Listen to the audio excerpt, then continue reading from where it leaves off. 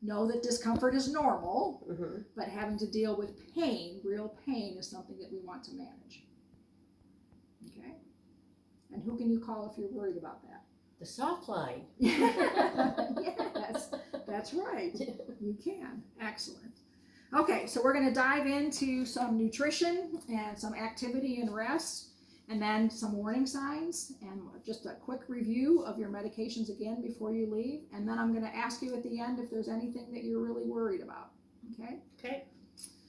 So for nutrition, the doctor wants to make sure, because of that anemia, because of the blood that you lost, he wants to make sure that we get your iron stores back to where you can function. So some of the symptoms of anemia is feeling tired, feeling low energy, feeling like you need a lot of sleep. Sometimes anemia can make you feel dizzy. I want to warn you that for the next week or so, when you get up, I don't want you to jump up. Besides the fact that you have an incision in your stomach, I want you to slowly change positions from sitting to standing. Because when you have anemia, it takes a long time for your blood to circulate all the way through your body with the iron that you need, which brings oxygen to your brain. I don't want you to stand up so quickly that you fall down. So when you're changing position from lying to sitting to standing, I want you to do that in several steps. If you're lying, sit up. Breathe for a little bit. When you feel comfortable, then stand. Okay. When you are going from standing, I want you to stand up, I want you to sit down, and I want you to sit there for a couple breaths, get yourself equilibrated, and then lie down. Because you want to give your body time to get what iron you do have in there to the place it needs to be. Okay. When you feel tired, I want you to rest. So our recommendation for activity, which is farther down on my list, is that when the baby sleeps, you sleep. That's hard when you have 3 other kids at home. That's why I said if you have someone that can even help in the beginning, that's exceedingly helpful. But you're going to need more sleep to heal, and you're going to need more sleep because you're anemic. So don't try and be a go-getter and when the baby sleeps, run around and clean the house and make 6 meals and do all of these things, at least not in the beginning. Give yourself a chance to recover and rest when you need it, because you're not just recovering from childbirth, you're recovering from a hemorrhage, which brought your iron level down. So I want you to hear me that those things are going to require you to be good to yourself. I hear you. So the anemia can make you feel dizzy. The anemia can make you feel tired. It also can make you feel a little foggy. So give yourself if you can't recall things or whatever, give yourself a chance, over time to come up with those things. That's also, sometimes we call that that fogginess of post-delivery. Harder to remember things as your hormones and everything are going back to normal. So don't beat yourself up. Just know that you have lots of things that are going on right now that are trying to come back to normal. Okay? But for the anemia, I don't want you changing positions quickly. I don't want you to overexert yourself. And I want you to make sure that you take the supplements. But there are things that you can have in your diet, in addition, that can help build up those stores as well. So for the iron, one of the things that people do quite frequently is they eat cereals. All cereals and breads are iron fortified. So if that's already part of your diet, you continue to do that, you'll get iron in that. Other good sources are dried fruit, like raisins and apricots, dried apricots or fresh apricots, and both of those will help with your stools as well, right? That extra roughage. And the other things that are iron fortified are pastas, and then a vegetable that has some iron in it are dried peas, like green peas and lentils and things like that. So those are good things for you to include. Now, see, I would have thought spinach would be at the top of the list. So, and dark leafy greens. Okay. So dark vegetables, red meat, pork, poultry, some seafood, and spinach. Spinach is on there. I usually start with the things that people will eat, and then I go to the things that they're less likely to eat. But maybe you're a great eater and you eat all of these things. But all of those things are parts of your diet that you can eat on a regular basis that will bring that iron store back to where it needs to be as well. Because you're breastfeeding, we want you to have a lot of fluid, because the baby is going to be taking fluid out of you in the form of milk. But it also will be taking calcium as well in your breast milk, so we need you to have a calcium-rich diet as well. So are you aware of things that have calcium in them? Of course, the first thing that comes to my mind is milk. Mm-hmm. I don't know. In my first breastfeeding, one of the things that the doctor surprised me with was suggesting that I eat caramels. Interesting. Yeah. I don't know that Dr. Elder would tell you to eat caramels these days. Yeah, but that was one of the things that they suggested that would stimulate and help with my breastfeeding. Interesting. Other sources of dairy products, not including caramels, are dark green leafy vegetables. So if you sense a pattern here, like spinach and kale and those kinds of things, they're actually rich in a number of things. That's why they're healthy for you. Again, the dried peas and beans have calcium in them. Fish, and then calcium fortified juices and cereals. So most orange juice. I realize I've read that on the. It's calcium fortified. But I did not know that. I think I read it on cereals, but I really didn't never process it as a calcium. If you read labels, it usually has calcium added. Okay. So 2 bangs for a buck there. If you eat a bowl of cereal with some milk on it, then you get some iron and you get some calcium all in one easy to wash bowl. My kids will eat cereal, so. And again, I think I mentioned earlier today that often taking some vitamin C with your iron helps you to absorb it better. So some foods that are rich in vitamin C, are you aware of any of what those might be? Well, vitamin C and calcium to me kind of go together, but probably anything. I know it's a sunshine kind of thing. Most people think of vitamin C in orange juice. Yeah. So the things that are high in vitamin C are broccoli, grapefruit, kiwi, again those leafy greens, that's 3 bangs for your buck. Melons, oranges, strawberries, tangerines, tomatoes, all of those have a high amount of vitamin C in them. And again, I can't stress enough, water. Keep yourself hydrated, because that helps, as you already knew, you mentioned to me about the breastfeeding. Right. But it will also help with moving your stools and keeping your circulation moving. And because your blood is working on building itself back up to normal, it needs water for that too. So water is a good thing. It also helps your immune system flush things out of your system. So you can't lose with water. In terms of dieting, some women are concerned when they've had a baby how quickly they can get back to their pre-pregnancy weight. And it can take for most people lose 10 to 8 pounds, I said that backwards. Most women lose 8 to 10 pounds right at delivery. That's how much the weight of your baby, the placenta, and all of the birth products are. So you're already down that amount. But it can take almost a full year to regain your full pregnancy weight. And this is not a time that the doctor wants you to start a stringent diet program, particularly because you're breastfeeding. You need to eat a well-balanced and ample calorie diet to keep you and the baby healthy. So just naturally moving and breastfeeding often can help women to lose some of that weight a little more easily, but he does not want you to try and diet to lose weight right now. Okay. Does that make sense to you? It does. Okay. So in terms of nutrition, are there any questions that you have for me before I move on to the last part of activity and rest?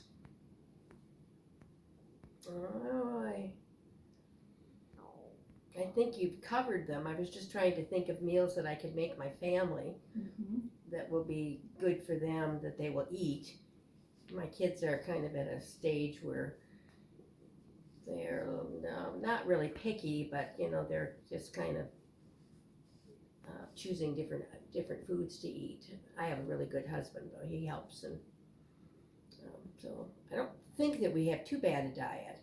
Okay. But getting my children to eat things like salad and vegetables, that's a challenge. Okay. Well, for you, adding an extra snack a day of like cheese, a hunk of cheese or a bowl of yogurt or cottage cheese, that can bring up your calcium.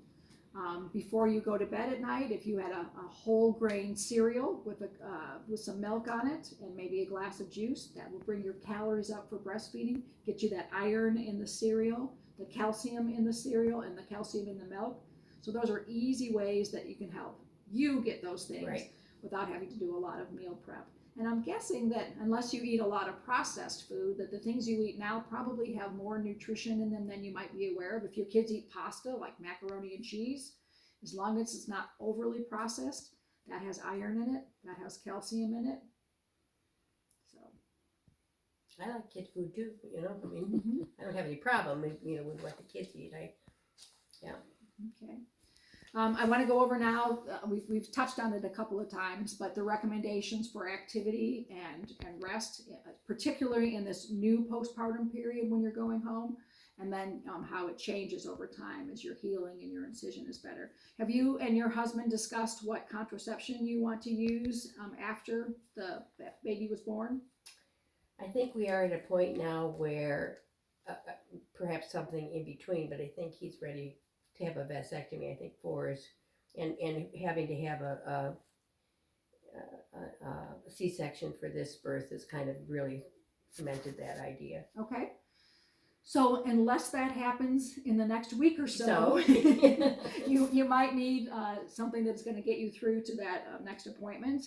The doctor is recommending pelvic rest, and what that means is that nothing goes into the vagina. Even though you didn't have a vaginal birth, you still have all of your uterus and everything was prepared for that birth, and you're still having the bleeding, right? When I checked your records earlier, you were still changing your pads about every 3 to 4 hours. And why would that be if the baby came out of your stomach? Because your uterus was prepared to have a baby another way. So we still recommend the pelvic rest, even though you had a C-section, for about 3 to 4 weeks after delivery. So that means nothing goes into the vagina. No tampons, no douching, no intercourse until you have healed a little bit more. For some women, they need it to go a little bit longer. Some people are much more anxious and want to resume sexual activities early. Our recommendation is that you wait about a month, 4 to 6 weeks, but that you can talk about it with the doctor in a week if you'd like. But generally, we want you to have an idea about what your contraception will be so that you don't get pregnant too quickly after Thomas. Because you sometimes will see babies that are born 9 months apart. Yeah. How do you think that happens? So you and your husband might want to have a discussion and get a hold of Dr. Elder if you need a prescription for something. I don't know what you were using before and how long you were trying to get pregnant with Thomas, but whether that's a diaphragm or an injectable, many things you're able to use while you're breastfeeding. But I don't want you to be caught off guard. I appreciate that. And that Dr. Elder will ask at your 1 week appointment what your plans are for contraception. So I'm giving you a heads up to have an answer for him. So talk to your husband before then. So pelvic rest means that nothing goes in. The only thing that should be coming out now is the after products of delivery, and we're going to talk about what that needs to look like if you have to call the doctor, because your bleeding should start to taper off as time goes by. Okay. We already talked about how much you should lift at this point. Can you remember from this morning how much that is? Your baby and a carrier. Right. So let's say your 6-year-old needs you to pick her up. Sorry, Mommy can't do it right now. So how because you're going to be a mommy to these other 3 kids, what's a way that you can help comfort your 6-year-old without picking her up? Sitting in a chair and having her climb in my lap. Excellent answer. You can bring her into your lap without having to lift her. Yeah. And let's say there's a load of laundry that's sitting out there in front of the dryer and you're just anxious to fold it. How are you going to get that laundry someplace else? Because it's heavier than the baby and the carrier. So what are you going to do about that laundry sitting there calling your name? Maybe take it in pieces. Yeah. Partial load or something. Maybe my 10-year-old would be very helpful. I like that answer. Even if she could just drag it to where you need it. Or you know what? The laundry will still be there when somebody else comes home to move it. So the things that you maybe have done previously. Just automatically. Yeah. Right. You might need to think about what's best for me at the moment in my incision and the baby. So don't get swept away too early. Give yourself time to heal. We talked about planning your trips up and down the stairs. Try and limit that to no more than 2 or 3 a day, especially in the beginning. Every time you take those steps, you give a pull on your abdomen, and that's where your incision is. Again, rest and sleep when the baby does. Easier said than done, you know. Yeah, I'm glad somebody knows that. In terms of your activity and rest, eating a well-balanced diet will give you the energy that you need to get through the day. You're going to be kind of low energy with your iron being low. But now is not the time for dieting, and it's not the time for like picking out on junk food. Try and eat a well-balanced diet to help you heal and to help you make the best quality milk for that. I already kind of talked about this in the beginning, but try and let others help you. I will try to do that, yeah. Because you're a mom to kids already, sometimes your activity needs to include others, and those others are going to be your other 3 little girls. So planning some special time with your other children and your partner is something you might want to think about, how you can do that to make them each feel like they're inclusive, because Thomas is going to take a lot of your energy, a lot of your attention. So even setting aside time where maybe somebody else comes in and holds the baby, or that the baby can sleep next to you while you're doing something with your family can help that transition of a new one coming in. You might want to put together a basket of activities or quiet things that you can keep next to you while you're nursing the baby, so that the girls can come and be with you close in proximity, but they're also occupied. So some moms put together some coloring books that the girls or their kids only use then, so that the special time, or a doll that's only kept in that, so that they feel like they're doing something special when the baby's getting special time. Does that sound like something that might work for your family? Right, yeah. There's a suggestion on here that I had not thought about, but you can include a book in that basket, and while the baby is nursing, you want to pay attention to Thomas and make sure it's that, but you also can, while he's resting, you can read to the other kids as well, so that can make a special, close time where the baby also is hearing your voice and learning things, and it brings the girls into the circle as well. So Good idea. We like to read. okay, so we've gone over a number of things, and now we're going to get down to the second, the warning signs. You mentioned that you were concerned about some resources. There are a number of parent groups in the community, first-time parents and parents of multiples and all kinds of things. I encourage you to use the warm lines, and if you're feeling like you need more support, then we can help find like a parent group that you might want to check out. More difficult with COVID, that you would actually go somewhere. Sometimes what new moms miss is socialization, but with COVID, you're probably going to be looking at a support group online. But if you feel like you need to talk to other parents, now this is my 4th kid and I don't know what I'm doing, then call that warm line and we'll try and get you connected with something either here in the community or something that could just be national that you could tap into for that kind of parent support. This is the one that's hard for most people. No driving for the first week for sure, and it may go on a little bit longer because of your anemia. And also, while you're taking the Norco, you cannot drive the car. So for some people, that's incentive enough to stop taking the Norco. Right. But no driving for the first week, and that might extend a little bit farther. Dr. Elder will let you know at your first appointment. So that also means planning ahead. Anything that needs to take place out of the house, you'll have to plan ahead, and maybe your husband can get that for you, or a neighbor or somebody else that offers. If they offer to run an errand for you, let them, and do not get behind the wheel of a car, especially if you're taking the Norco. Okay. The other thing that just for pelvic health is Kegels. Now, I don't know if your doctor has ever talked to you about Kegel exercises before. Have you ever heard that term before? Mm-hmm. Okay, well then we need to get a hold of your primary care doctor, because all young women should know about Kegel exercises. Strengthen the muscles in the bottom of your vagina. And particularly if you start those after childbirth, because the muscles have all relaxed to let the baby come out. If you start strengthening now, research shows that it helps to decrease urinary incontinence when you're older. Makes sense. So a Kegel exercise is where you tighten the floor of your vaginal wall and hold it and then relax. And right now, it might be a little uncomfortable because you've just given birth. Even though it was a C-section, it's still uncomfortable down there. But the idea is to squeeze like you were going to shut off the flow of urine. Squeeze your muscles for 3 seconds and then relax. You can do these anywhere. I have had heard people say that they do them at the stoplight, because they know for that period of time they can get their Kegels in for the day. But nobody has to know that you're doing them either. But the recommendation is that you do 10 repetitions a couple of times a day, and then building up to being able to do 100 repetitions twice a day. That's down the line for you. That is a exercise that has benefits now that can have lifetime benefits as well. So we do recommend that you start doing the Kegels slowly now. You do a couple of repetitions every day. Okay. And I don't know if Dr. Elder will ask you about those in a week, but he may ask you, or the nurse may ask you about that at your next visit as well. Okay. New research, hot off the press. Kegels now make a difference in the long run. I never heard of it before. Okay. And I've had 3 births. Yep. Okay, when to call the doctor?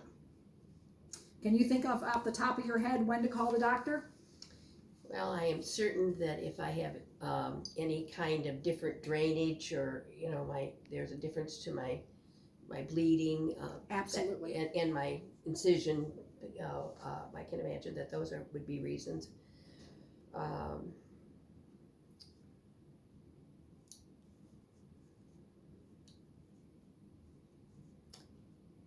If I guess if I don't even know if I would know if I was depressed or whatever, but if I have some signal that I don't think that I'm quite right in my thought processes, knowing full well that I have iron deficiency. But if I don't really recognize that, I could call the doctor and find out what's normal and what isn't normal. Perfect. I'm glad you brought that up. It's down here a little bit farther.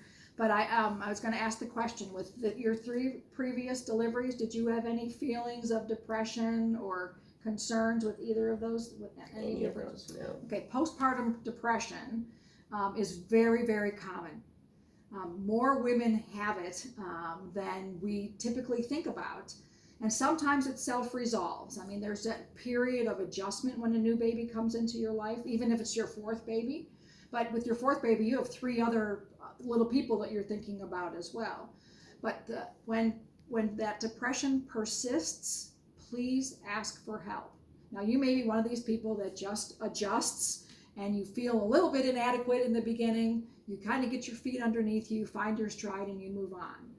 But when that doesn't happen, there's nothing that is wrong with you.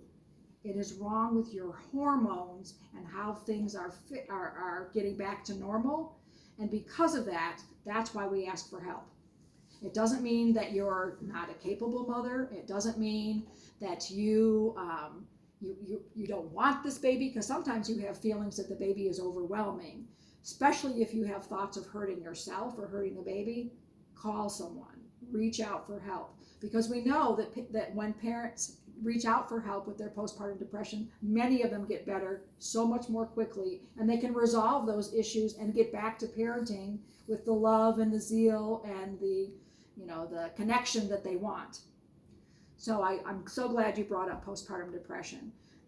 Sometimes it may be your partner that brings up concerns, and listen to him. If he's been very involved with and he notices that there's a change in your behavior or how you're acting, then talk to the doctor about it. Don't let it get ahead of you. It's kind of like pain. Don't ignore it. Don't think there's something that you shouldn't talk about. Please do. So if you're having any of those thoughts, that is a call. That's not just a call to the warm line. That's a call to the doctor's office. Okay. And it can hit you at any time. So it could happen in the next couple weeks, or it could happen when the baby's 3 or 4 months old. So there is some good information in here. There's even some pamphlets on patient testimonials about what it felt like for them, and you can read those. That's not to scare you; it's to say that it's more normal than we think, but it's an abnormality that you can get help with. Okay, it's not normal to not want your baby. It's not normal to want to hurt yourself, but more people have those feelings than they care to admit. Okay. So yes, if you have those feelings, please call the doctor. If you start to pass large clots, so right now you know kind of what the blood flow looks like. If they get a lot bigger, or you're having to change your pads more frequently than you are now, call the doctor. If you start to feel more dizzy than usual, you already have a little anemia, so you are going to feel dizzy. But if you get the sense that the world is spinning around you and that has gotten significantly worse, that's a call to the doctor. Okay? Okay. Not trying to scare you. Yeah. If you develop a new low backache, if your back just starts like back labor, if it feels like you have a backache, or you have abdominal pain or tenderness, or all of a sudden you have no appetite at all, call the doctor. Those can be signs that you have an infection or something going on, and those are the early signs. You want someone to address that as quickly as possible. Okay. If you stop urinating, or are urinating a lot less than usual, call the doctor. All of these are signs that something's going on inside you that you may not know yet are wrong. Even if I'm drinking water, it could happen, huh? If your kidneys start having breathing trouble, yeah. then yes. If you develop a fever of 100.4 or greater, call the doctor. So your body temperature, because of all of your hormones, is going to fluctuate a little bit now. But when you start running a fever, call the doctor. Okay? If you have any burning or frequency with your pee, so that's both things. They're not peeing enough or peeing a lot more, or they're burning, that can be a sign of an infection. We already talked about your incision care, and you brought up the pus or any bloody drainage, the foul smell, call the doctor. If you don't have a bowel movement in 4 days, first of all, you're going to be really uncomfortable, but that's not normal with you taking a stool softener, call the doctor. If you have a severe headache that's not relieved by taking a nap or eating a snack or taking pain medications, call the doctor. If you have changes in your vision, I feel like I'm reading you a novel, lots of things. If you start feeling like you don't want to be around anybody, if you start feeling that you need some isolation or whatever, those can be some early signs of that postpartum depression, call the doctor.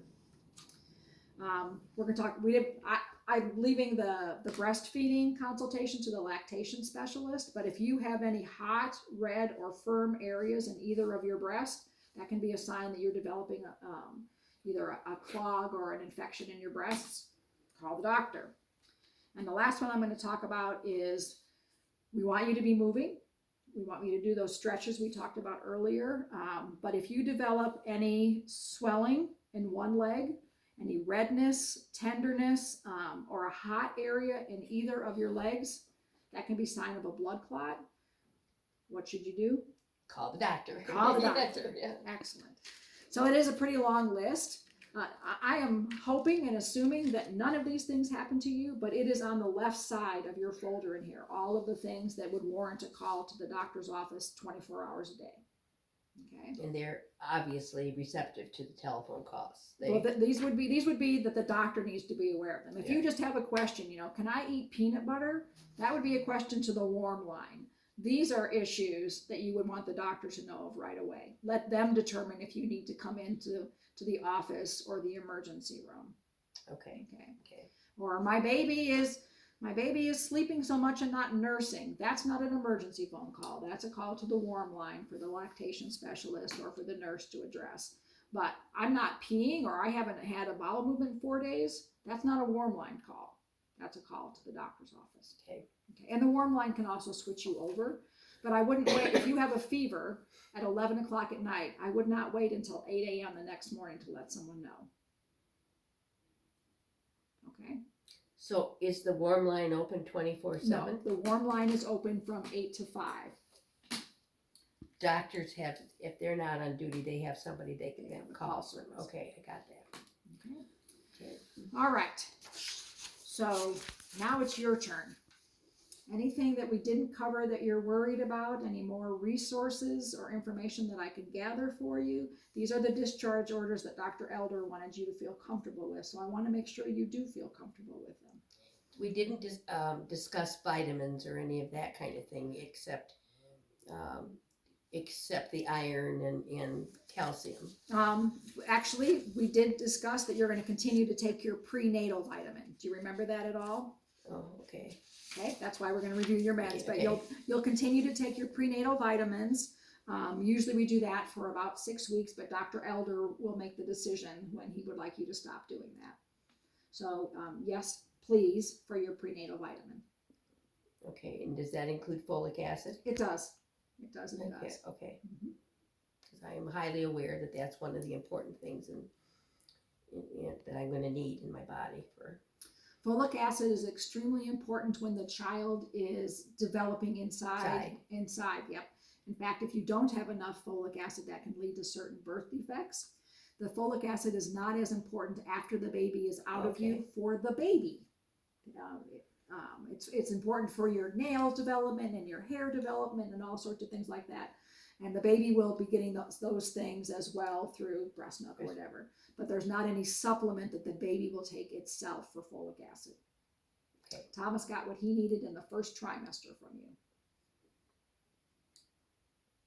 Okay. So, and his body weight and that kind of thing, that's not my doctor. I mean, I don't have to call if I'm concerned that he's not, with breastfeeding, he's not gaining. So the breastfeeding will be taken over. You'll have the lactation specialist, but your pediatrician, Dr. Elder, is concerned with Alicia, and your pediatrician is concerned with Thomas. It's the way our medical system works these days. So any questions about Thomas's growth and development will go to the pediatrician. That warm line is in here. And you have an appointment with the pediatrician in the next 4 days, I think. That's what I saw on your chart. It's the same pediatrician you're using for your girls. Okay. Is that correct? Yeah. Okay, you're not, that would make sense. Doctors. Yeah. So the pediatrician's actually been by to see Thomas twice already. Came by to see the baby right after he was born, and then did you decide to have the circumcision? Yeah. She's the one that performed it. Oh, okay. So she's already familiar with little Thomas. Poor little guy. He's doing great. Okay, so if you have concerns about him growing normally and those kinds of things, they'll go to the pediatrician, not Dr. Elder, but the line to contact them with those questions is in your folder. Okay, all right. What else are you worried about? What else are you excited about? Well, I'm excited to see my girls, I have to tell you that. And I'm excited for them to be able to see their little brother. So that's coming up in a few minutes. I mean, I'll be released and I'm getting wheelchaired out of here. How does it feel to be in real clothes again? Yeah, they're a little tight. But other than that, actually, I've gone down a little more than I thought I would. Okay. I don't know if it's because it was a C-section or because I'm older. I don't know. Older. I'm still in my 20s, but still. Yeah. No, I thank you very much for being so complete and it's detailed. It's a lot of information. But that's why I think that this is helpful, because you can review some of the concepts. The helplines are in there. The last thing I am going to go over with you is the medications one more time. Okay. And then I will, let you get Thomas all packed up and ready to go. I thought you said your husband was going to be here about 4. Right. Okay, so got just a little bit of time before that. But if you have any concerns, please feel free to reach out. In the beginning of our conversation, you were concerned about having enough support and community supports. If you do not feel your needs are being met with the hospital system and the clinic system, we can connect you with social workers. And that's not a bad thing. Their job is to help people feel connected with community resources. So use them. If you feel like you need that as a support, we'll connect you with them as well. Okay. So for pain, you have 3 different medications. Correct. If you're taking Norco, can you drive a car? No. How come? Well, because my body is going to be a little dizzy maybe, and I won't be able to make decisions and that kind of thing as quickly. Yeah. When you take the Norco, can you also take at the same time the ibuprofen and the acetaminophen? No. Okay, so it's going to be the Norco or or those things. But I can take the other two together alternately, time-wise, Right. alternately. Yes, Very I good. understand that. Excellent, Okay. excellent. If your pain gets worse, did you just tough it out? No, if your pain gets worse, call the doctor. Okay. Okay.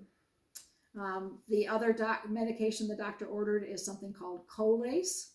And that has to do with my stools. Right. And we're going to take that twice a day. And do you take that with food or without food? I think you said without food. Right. Yeah. We want it to be absorbed on its own. We don't want it to compete with everything else in your stomach. Okay. Right. Okay, we want that to go in there. I must not have made it clear enough, but you are going to take your prenatal vitamin every day. I guess I didn't hear that one, so I'm glad we went over that again. Me too, because I wanted Yeah. to make sure that you did get that. Because there's all sorts of healthy things in there that you still need while you're breastfeeding and recovering. Okay. So we're going to do that every day. So the Colace is twice a day. The pain medication is based on how much pain you're having. Every 4 hours to start out with. Yes, every 4 hours if you need it. If I need it, right. But my recommendation is, at least for the first day, that you go as scheduled and then try to extend it. Unless you're one of those people that just doesn't have, your pain tolerance is very high. But you've just had surgery. So. Okay. The last medication is the iron. It's called ferrous sulfate. Right. One way that you're going to work on building up your iron stores is with things in your diet, those Right. things that have high iron content. Your favorite is the spinach. And you're going to take the iron twice a day. Okay. Some people recommend that you take that with orange juice because vitamin C can help you absorb the iron. But what's something that you might be concerned about iron that's actually normal? Well, because I know it's going to be a dark stool. Right. Yeah, right. Right. Yeah. Excellent, excellent. I can't remember. Does it have smell? Your stools or, Yeah. or the iron? The stool. No, not particularly. Not that I'm Not familiar. an iron smell. Okay. Not that I'm aware of. Okay. That's not one of the things that's typically there. But that dark black stool sometimes can give people some concern. Like, this is not normal. This is not what my Yeah. stool normally looks like. And those are the medications that Dr. Elder thinks that you might need at this time. And then I really appreciated at the very beginning that what you said you need to do is drink, because you need that water for so many different reasons. Okay. Okay. So last thing, Alicia, before I wish you well, is let's say you need to get up. How are you going to do that? In stages. Right. Why? Well, because otherwise I'm going to get dizzy, possibly, and fall down. And I don't want you to fall down yourself, and I don't want you to fall down holding Thomas. No, I hadn't even thought about holding Thomas when I was doing it. So we're going to slowly change positions, and hopefully you're going to start feeling more energetic as those iron stores in your body, start to get higher again. And you're not going to spend your whole life getting up in 3 stages, but for right now, that's a very safe thing to do. Okay. I see my husband's coming pretty quick. All right. Well, I'm going to help get Thomas ready to go, and I want to thank you for your time and your attention. You're a great student. You're going to be a great mom to this little man. Well, I'm excited. Good. I can tell. It's going to be a little different than the girls, but I think a little different, but I don't know how, but still a baby. And he's a cutie. I appreciate your time today. Thank you. Yeah, thank you, and I will use this as my Bible.